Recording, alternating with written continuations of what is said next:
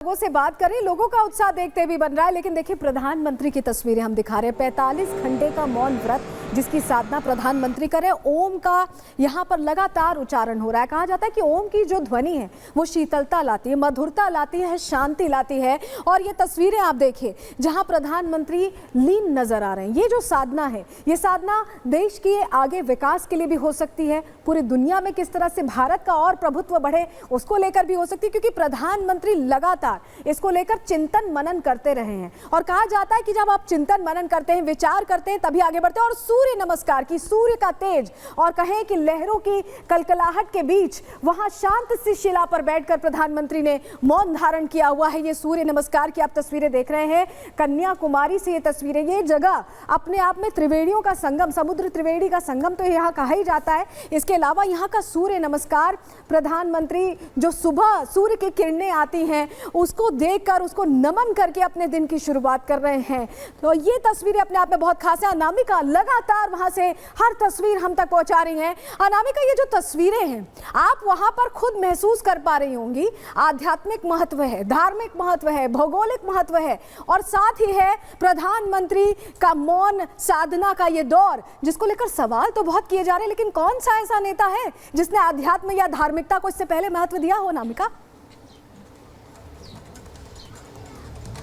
और यही बात तो लोग भी कह रहे हैं सलोनी कि आध्यात्म और धर्म और सनातन को लोगों ने वो महत्व नहीं दिया, किसी ने उस पर बात ही नहीं की है। स्वामी विवेकानंद के विचारों को लोगों तक पहुंचाना और उसके अपने जीवन में आत्मसात करने को लेकर कभी किसी नेता ने कदम नहीं उठाया है। और आज प्रधानमंत्री नरेंद्र मोदी एक नेता के तौर पर नहीं, एक आध्यात्म से जुड़े हुए व्यक्ति के तौर पर यहाँ पर पहुंचे हुए हैं, जिससे कि वो आध्यात्म की चमक को, आध्यात्म की बातों को लोगों तक पहुंचा सकें। स्वामी विवेकानंद ने जब विश्व धर्म संसद में अपनी बातें रखी थी तो धर्म के प्रति, भारत के प्रति लोगों का दृष्टिकोण बदला था, और उसी दिशा में प्रधानमंत्री भी काम करना बिल्कुल। और इसका बहुत महत्व भी है। आपके पास वापस लौटेंगे, हम दो तस्वीरें पहले अपने दर्शकों को दिखा देते हैं। प्रधानमंत्री नरेंद्र मोदी की ये दो तस्वीरें आपको दिखा रहे हैं। 1991 में कन्याकुमारी आए थे, 2024 में कन्याकुमारी आए हैं, ध्यान साधना में मग्न हैं। आपको दो तस्वीरों के जरिए आप देख सकते हैं वही जिसका जिक्र अभी सलोनी भी कर रही थी कि किस तरीके से इससे पहले भी प्रधानमंत्री नरेंद्र मोदी वहां पर पहुंचे थे और वहां से ही उन्होंने एक विजन तैयार किया विकसित भारत का, उसी को पूरा करने की दिशा में वो आगे बढ़ते रहे। और आज 2024 में जब वो कन्याकुमारी पहुंचे हैं, वहां पर ध्यान मुद्रा में बैठे हुए हैं, वहां से जब निकलेंगे विकसित भारत का सपना जो लगातार देखते आए हैं उसी दिशा में आगे बढ़ेंगे। तो ये बहुत महत्वपूर्ण है आध्यात्म के लिहाज से। सवाल विपक्ष लगातार उठा रहा है, लेकिन ये चूंकि स्वामी विवेकानंद भी जब यहां पर पहुंचे थे कन्याकुमारी, उससे पहले लगभग 4 साल उन्होंने भारत भ्रमण किया और उनकी यात्रा को यहीं पर ही खत्म होना था और यहीं पर खत्म होना था। उसके बाद उन्होंने विकसित भारत का सपना देखा। अब प्रधानमंत्री नरेंद्र मोदी का ये जो दौरा है उस पर स्मृति ईरानी ने पोस्ट किया है। क्या पोस्ट किया है ये भी आपको बताते हैं। प्रतिक्रियाएं अब उस पर आनी शुरू हो गई हैं। विपक्ष इधर लगातार सवाल खड़े कर रहा है, लेकिन स्मृति ईरानी ने फोटो शेयर कर लिखा है, राज तिलक की तैयारी करो। ये देखिए, स्मृति ईरानी ने पोस्ट किया है, राज तिलक की तैयारी करो, 4 जून को नतीजे आने हैं। और उस समय प्रधानमंत्री नरेंद्र मोदी खुद भी कई बार ये कह चुके हैं कि रिजल्ट को लेकर, नतीजों को लेकर, कि एक बार फिर से मोदी सरकार आ रही है। मोदी की ध्यान पर विपक्ष बौखला गया है, कोई ढोंग कर रहा है तो कोई कैमरे के लिए साधना। आइए सुनते हैं। मतलब 8-10 कैमरा तो मिनिमम लेके गए होंगे।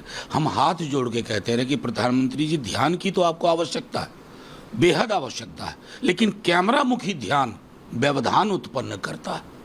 मैं तो अब लेकिन ये मानता हूँ बीते 10-12 वर्षों में उनको देखते हुए कि कुछ बहुत ही ज़रूरी कार्य को छोड़ करके प्रधानमंत्री जी मूलतः कैमरा मुखी हैं और कैमरा के अधीन है।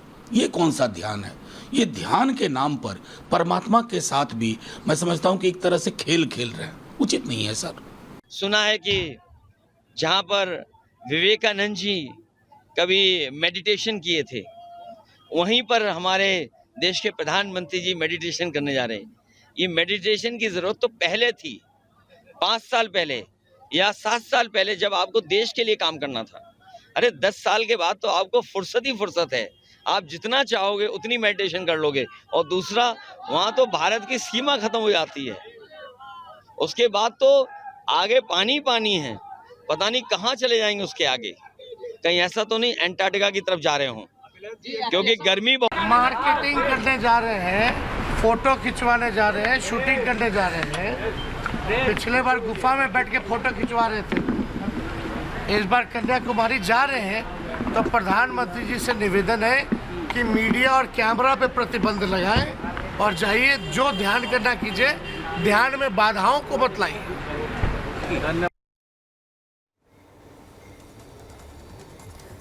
तो जहां एक तरफ तस्वीरें सामने आ रही हैं, वहीं विपक्ष सवाल खड़े कर रहा है। सवाल ये पूछा जा रहा है कि पहले क्यों नहीं साधना की 5 साल पहले, या तो ये जानकारी नहीं है कि 2019 में प्रधानमंत्री ने केदारनाथ में भी साधना की थी और एक बार फिर कर रहे हैं। तो ये कुछ नया नहीं है, लेकिन इसको लेकर प्रश्न जरूर पूछे जा रहे हैं विपक्ष की तरफ से।